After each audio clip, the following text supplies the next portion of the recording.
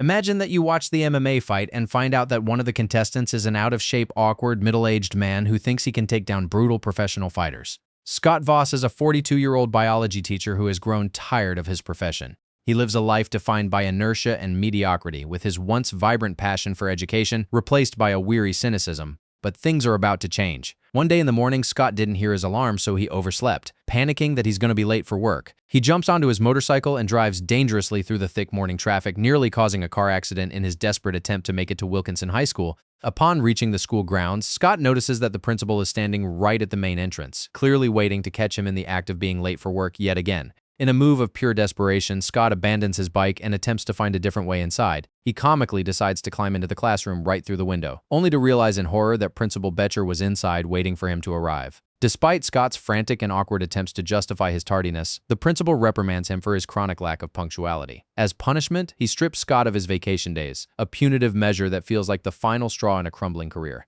It is difficult to believe that this man, so utterly disillusioned with being a teacher, was once granted the Teacher of the Year award just a decade ago. These days, Scott puts the absolute minimum amount of effort into his work. He essentially ignores his students, assigning them to read chapters of the textbook in silence while he reclines at his desk, buried behind the pages of his daily newspaper, completely checked out of the work process. Things continue to unravel when almost every little thing in Scott's life goes wrong that day. Even a simple task like buying a snack from a vending machine turns into a nightmare. His patience finally snaps. In sheer frustration, Scott starts comically smashing the machine until he retrieves the candy bar that he desires. Later that afternoon, Scott's attention is turned to the music classroom. He observes his students participating in a class led by his colleague Marty Streb, a passionate man who acts as the exact opposite of the apathetic Scott. Marty is a devoted educator who views music as a transformative force that connects people in a way nothing else can. Scott stands in the doorway, genuinely fascinated by the raw musical talent exhibited by teenagers and the undeniable chemistry that flows between Marty and his pupils. It is clear that the students adore Marty, sharing his profound love for music. Because the two men share a friendship outside of the classroom, Marty feels comfortable enough to share a personal secret. His wife is pregnant, which is a startling revelation given that she is 48 years old.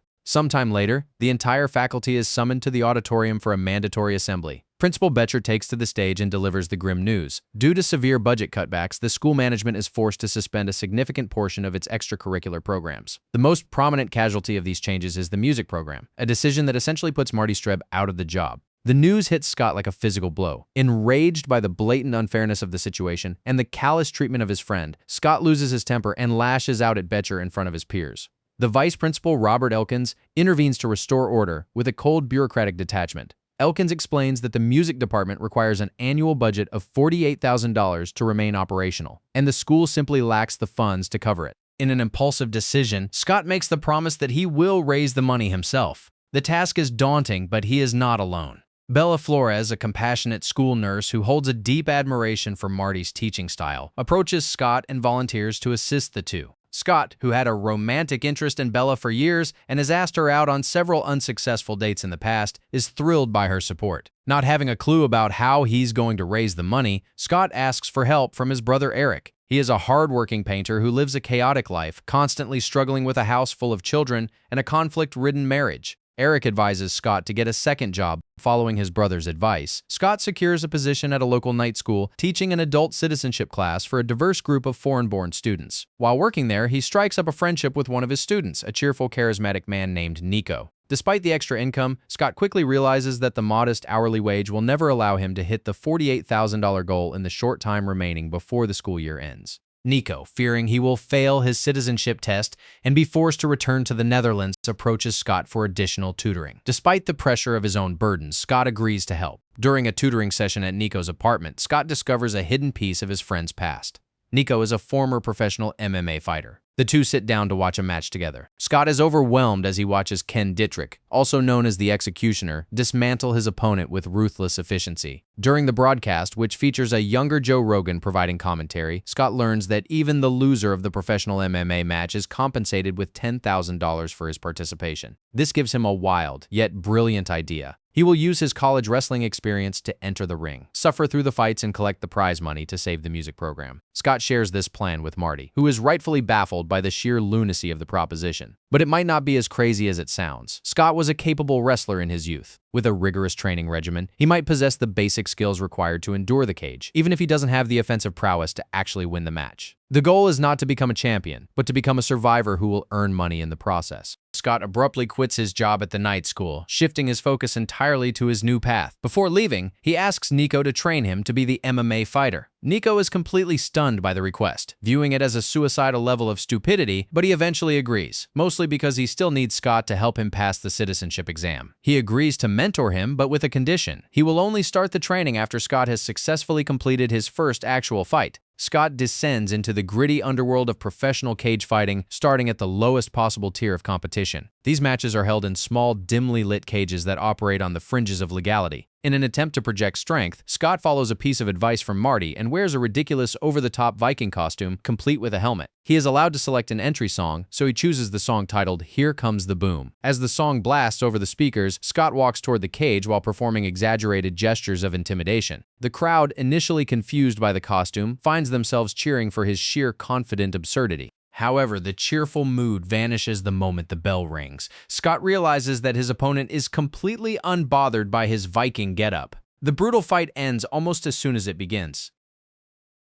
Despite the physical toll and the injuries sustained, Scott exits the cage with a sense of triumph. He walks away with $750, a far cry from his goal, but it's a start. He rushes to find Elkins, handing over the cash as a signal that the funds are coming. Nico, witnessing Scott's genuine, unwavering determination, decides to take the training seriously. He focuses on teaching Scott the fundamentals of defense, specifically how to block incoming strikes and break out of a clinch, believing that staying upright is the only way Scott can hope to survive these encounters. It is a grueling process. Scott struggles with the physical demands, often lacking the strength needed to perform the moves. His second fight is held in an outdoor cage. The environment is harsher and the beating he takes is severe. He somehow manages to survive the first round, but the lack of proper support team becomes clear when he realizes that Marty has failed to bring a stool for him to sit on. Exhausted and beaten, Scott simply collapses onto the concrete ground. During the second round, heavy rain begins to pour. Both fighters struggle to stand on the slick surface, engaging in a sloppy, desperate clinch on the floor. Even though Scott eventually loses, he avoids a knockout, which he considers a minor victory. Back at Wilkinson High, Scott talks to Malia, one of his brightest and most talented students. She is visibly heartbroken, explaining that her father is forcing her to quit the music program to focus on manual labor at his restaurant. Scott, now seeing the impact of his mission, promises her that he will save the program, urging her to hold on to her passion regardless of the obstacles.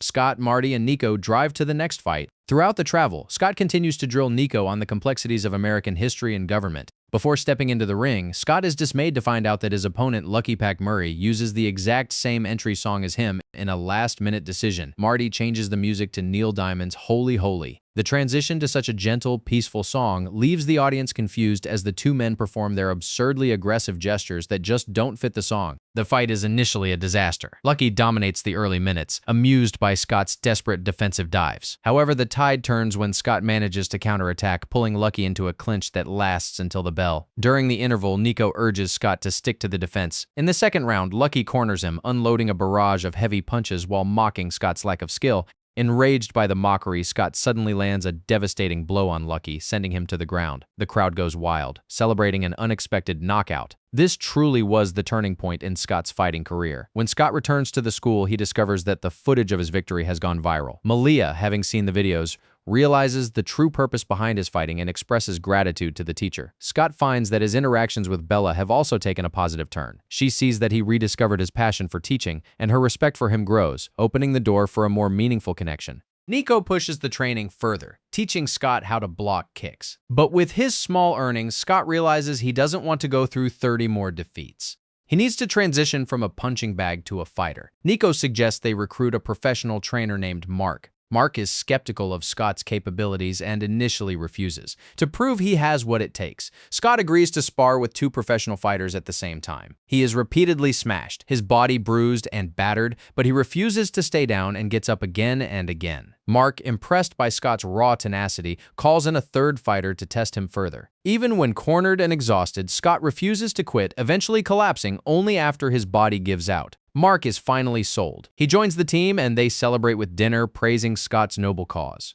During the intense training sessions, Scott dislocates his shoulder, requiring Bella to step in and set it back into place. The situation at school reaches a turning point when Mr. De La Cruz, Malia's father, complains to the principal about Scott's inappropriate involvement in his daughter's life. Betcher, already annoyed by the rumors of Scott's MMA career, threatens to fire him. Scott refuses to back down, delivering a passionate speech about teachers' role in shaping the futures of their students. He vows to continue fighting if it means protecting the musical program. That gives students like Malia a sense of purpose. Powered by his transformation, Scott transforms his classroom as well. He stops reading the newspaper and begins to engage his students with genuine energy. He jumps onto tables, dances, and uses comedy to bring the complexities of biology to life. His students, long accustomed to his boredom, are suddenly captivated by his teaching. Bella, passing by the room, watches the spectacle and is profoundly impressed by the man Scott has become. The training continues. Scott carries Marty up and down stairs to build his leg strength, while Melia helps Nico prepare for his citizenship test by turning the dry facts into catchy, memorable songs. Scott's performance in the ring begins to improve dramatically. He wins fight after fight, while his bank account is growing alongside his reputation. Joe Rogan has taken notice of the strange, persistent teacher-turned-fighter. He begins appearing at his events. Scott's rising fame makes him a local hero among students and teachers. Bella finally agrees to go on an official dinner date with him. Scott's brother Eric helps him prepare the meal, and during their conversation, Eric admits his own profound unhappiness. Scott uses the moment to encourage his brother to break free from his dead-end job and pursue his passion for cooking. The date is a triumph. Bella is charmed by the meal, and the two share a playful, flirtatious moment that hints at a future together. The following day, Mark arrives with a life-changing offer. Joe Rogan gives Scott an opportunity to participate in an official UFC match. If Scott takes the job, the payout will be $10,000 just for losing, which is exactly the amount needed to reach the final $48,000 goal. Surprisingly, Nico blocks the offer, refusing to let Scott take the fight. A heated confrontation ensues at Nico's yoga class. Nico eventually breaks down, admitting that his refusal was born of bitter jealousy. He reveals that he was on the verge of a UFC career himself before a career-ending neck injury forced him into early retirement. Seeing Scott on the threshold of the dream he lost was too much to bear. After the air is cleared, the two reconcile and their bond is stronger than ever. Scott then gives a new beginning for his brother, helping Eric land a job as a chef at the De La Cruz restaurant, allowing him to quit painting forever. Everything is falling into place. But the final challenge remains. Joe Rogan meets with Scott and Nico, confirming the fight. Scott will fight Ken Dittrich in Las Vegas. A fighter had pulled out at the last moment, and Scott is the replacement. They fly to Las Vegas and check into the hotel. In a silly, childish moment, they start throwing food at each other in the suite. However, the celebratory mood is shattered when suddenly Bella calls Scott. Vice Principal Elkins has been arrested for stealing the school funds, including all the money Scott had raised so far. The stakes have grown so much higher. The only way Scott can save the program at this point is by winning the fight, which will get him a $50,000 reward. The pressure is immense, but the opponent is lethal. As Scott approaches the ring, he is surprised to hear the familiar melody of Holy Holy. He looks up to see Malia and the entire school band on stage playing his song. Bella had contacted Joe Rogan, who authorized the band to perform Scott's theme song. The emotional moment compels the audience to support the passionate teacher fighting for his students. Inside the ring, Dittrich enters with an entourage and a cold, aggressive demeanor, covered in tattoos. He is a professional killer in a league far beyond anything Scott has ever faced so far. The referee calls them to the center. Scott is terrified, but as he looks out into the crowd and sees the faces of his students, he realizes he cannot let them down. Dittrich mockingly refuses to touch gloves, demonstrating his contempt for Scott.